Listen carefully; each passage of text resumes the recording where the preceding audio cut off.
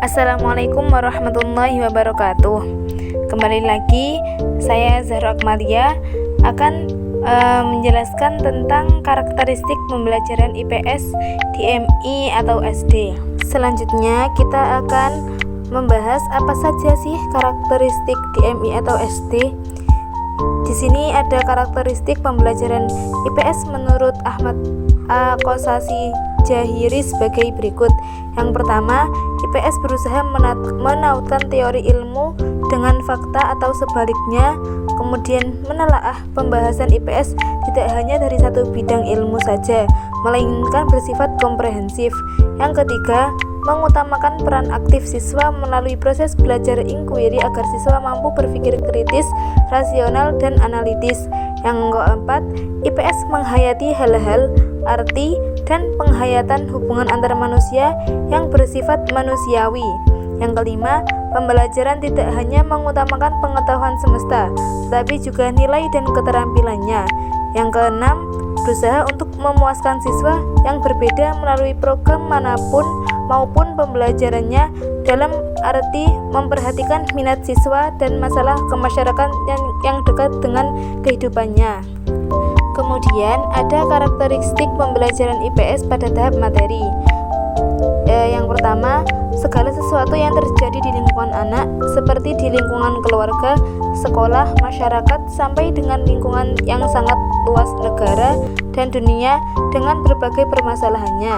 Yang kedua, kegiatan seperti manusia, mata pencaharian, pendidikan, keagamaan, produksi, komunikasi, dan transportasi.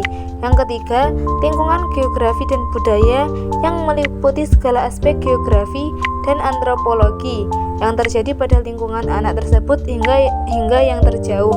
Yang keempat, kehidupan masa lampau, perkembangan kehidupan manusia, sejarah yang dialami dari sejarah lingkungan terdekat hingga lingkungan yang terjauh, meliputi tentang tokoh-tokoh dan peristiwa-peristiwa besar. Kemudian yang kelima, anak sebagai sumber materi meliputi berbagai segi, mulai dari makanan, pakaian, permainan, dan keluarga. Kemudian ada karakteristik pembelajaran IPS pada tahap strategi. Strategi penyampaian pengajaran IPS sebagian besar adalah didasarkan pada suatu tradisi, yaitu materi disusun dalam urutan anak atau diri sendiri, keluarga, masyarakat atau tetangga, kota, region, negara, dan dunia.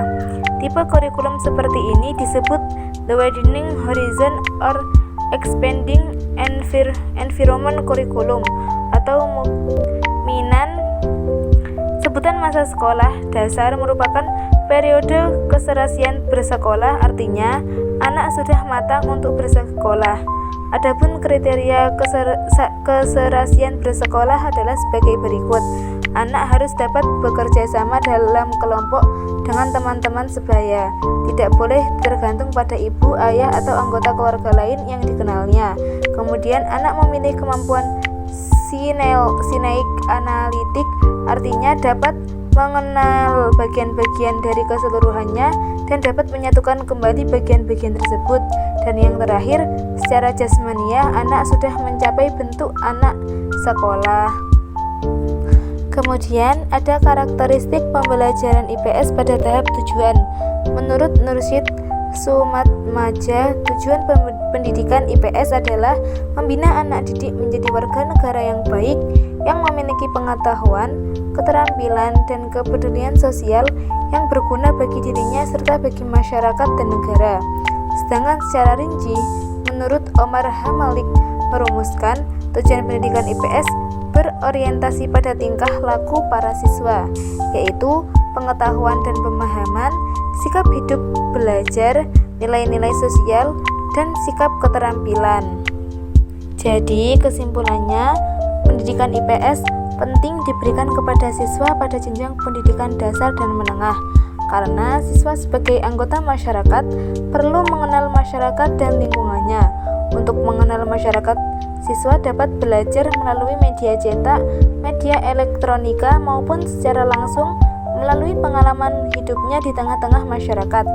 Dengan pengajaran IPS, diharapkan siswa dapat memiliki sikap peka dan tanggap untuk bertindak secara rasional dan bertanggung jawab dalam memecahkan masalah-masalah sosial yang dihadapi dalam kehidupannya. Cukup itu saja yang dapat saya sampaikan tentang karakteristik pembelajaran IPS di MI atau SD. Kurang lebihnya mohon maaf.